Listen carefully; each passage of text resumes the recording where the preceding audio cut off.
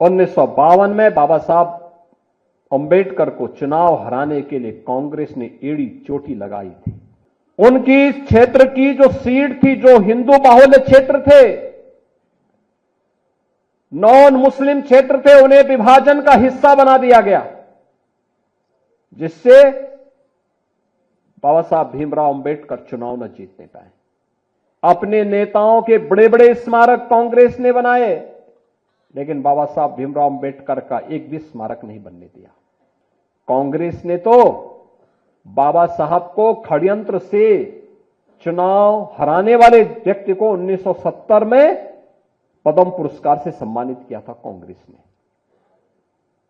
ये राहुल गांधी किस मुंह से संविधान लेकर के घूम करके जनता को बेवकूफ बनाने का काम कर रहे हैं।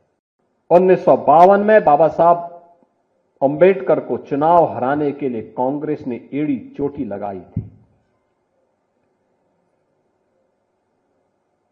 उन्हें चुनाव में परास्त करवाने का काम किया। बाबा साहब भीमराव अंबेडकर 1946 में संविधान सभा के सदस्य न बने, इसके लिए षड्यंत्र किए गए।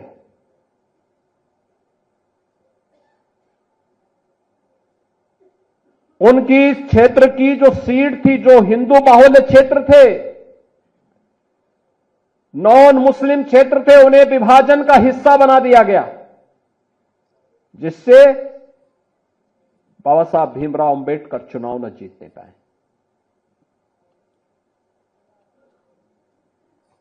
1954 में उपचुनाव में बाबा साहब भीमराव अंबेडकर ने फिर से मुंबई से चुनाव लड़ने की कोशिश की। कांग्रेस ने उनके सहायक को तोड़ दिया और उसी को बाबा साहब भीमराव अंबेडकर के खिलाफ लड़ाने का काम किया, उन्हें परास्त करने का काम किया।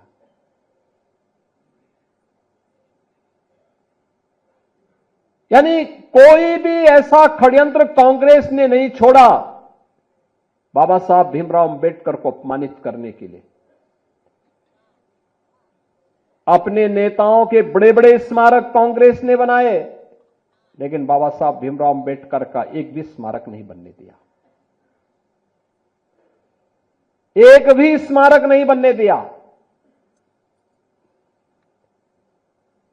यहां तक कि मऊ मध्य प्रदेश में, जहां पर बाबा साहब भीमराव अंबेडकर ने जन्म लिया था, मऊ छावनी, कांग्रेस ने नहीं बनने दिया। कांग्रेस की सरकारें थी, नहीं बनने दिया। इंग्लैंड में रह करके, जिस भवन में रह करके उन्होंने अपनी उच्च शिक्षा प्राप्त की, उस भवन को कभी भी भारत सरकार खरीदे और बाबा साहब भीमराव अंबेडकर का स्मारक बने, कांग्रेस ने नहीं किया। दिल्ली में रह करके जिस भवन में उन्होंने अपनी अंतिम श्वास ली, उस भवन को स्मारक बनाने की मांग हो रही थी 1956 से ही। 9 अलीपुर मार्ग दिल्ली का नहीं बनने दिया कांग्रेस ने। नागपुर में जहां उन्होंने दीक्षा ली, वहां पर बाबा साहब भीमराव अंबेडकर का स्मारक बने, कांग्रेस ने नहीं बनने दिया। जहां उनका अंतिम संस्कार बना हुआ था मुंबई के चैत्य भूमि में, वहां स्मारक बने, कांग्रेस ने नहीं बनने दिया। बहनों और भाइयों, बाबा साहब भीमराव अंबेडकर के इन 5 स्थानों पर 5 अंतर्राष्ट्रीय स्मारक बनाने का काम अगर किसी ने किया है तो ये भारतीय जनता पार्टी ने किया है, प्रधानमंत्री मोदी जी ने किया है। मऊ छावनी मध्य प्रदेश में भारतीय जनता पार्टी के मुख्यमंत्री श्री सुंदरलाल पटवा थे। उन्होंने उस स्मारक का शुभारंभ किया था। प्रधानमंत्री उस समय अटल बिहारी वाजपेयी जी जब बने, उन्होंने उसका लोकार्पण किया। मोदी जी उस कार्यक्रम में वहां गए।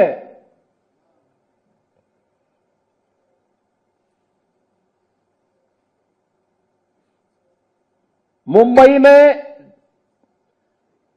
इंग्लैंड में, जहां पर उच्च शिक्षा बाबा साहब ने अर्जित की थी,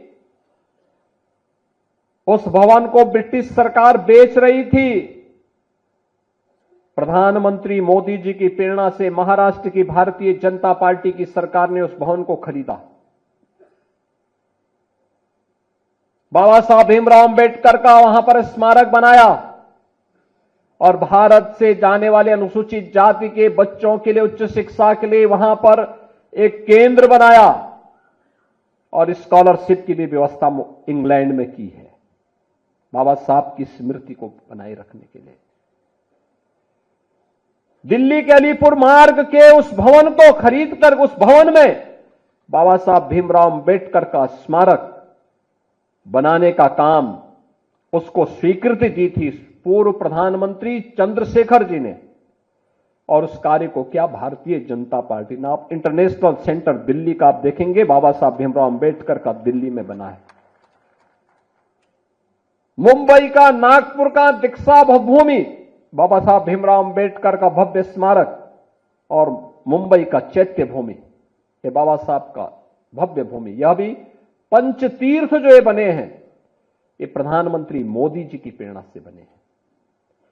कांग्रेस ने तो बाबा साहब को षड्यंत्र से चुनाव हराने वाले व्यक्ति को 1970 में पद्म पुरस्कार से सम्मानित किया था कांग्रेस ने। ये राहुल गांधी किस मुंह से संविधान लेकर के घूम करके जनता को बेवकूफ बनाने का काम कर रहे हैं।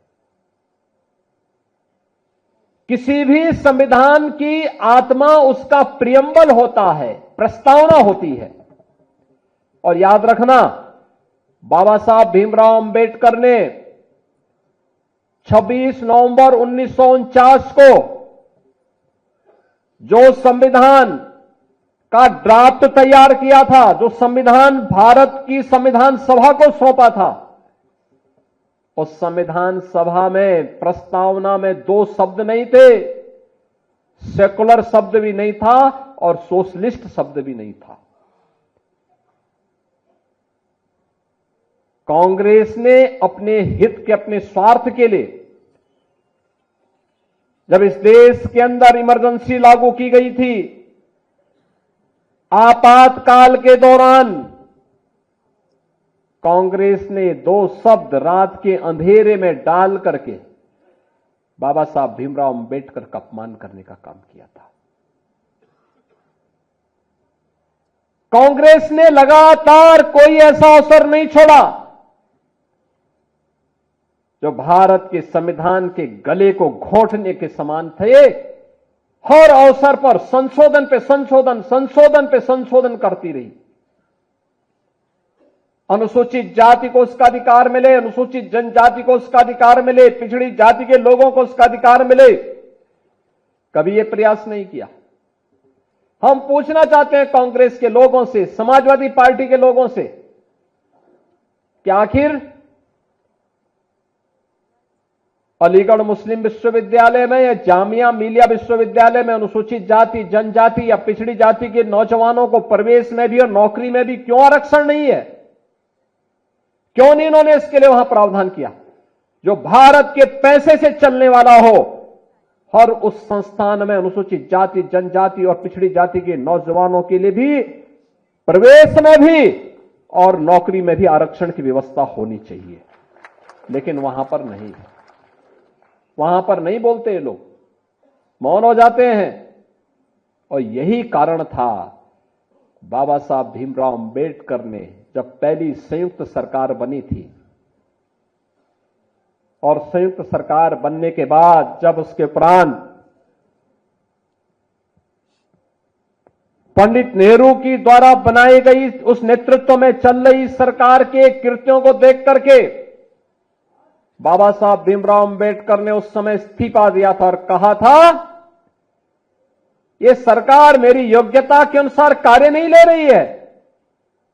मैं पहला भारतीय हूं जिसने अर्थशास्त्र में पीएचडी की है, शोध किया है, भारत के निर्माण में योगदान देना चाहता हूं, लेकिन मेरी कोई उपयोगिता नहीं करते। देश की महत्वपूर्ण उन समितियों में जो देश के विकास के लिए सहायक हो सकती है, उसमें मुझे कोई सम्मान नहीं दिया गया। मेरे अनुसूचित जाति जनजाति के लोगों के हितों के लिए, वंचितों के हितों के लिए इस सरकार के एजेंडे में कुछ भी नहीं है। यह तो केवल और केवल इस सरकार को विभाजन के बाद भी केवल मुस्लिम तुष्टीकरण की चिंता है। इसलिए मैं अपने पद से इस्तीफा दे रहा हूं। यह कहते हुए इन्होंने इस्तीफा दे दिया था।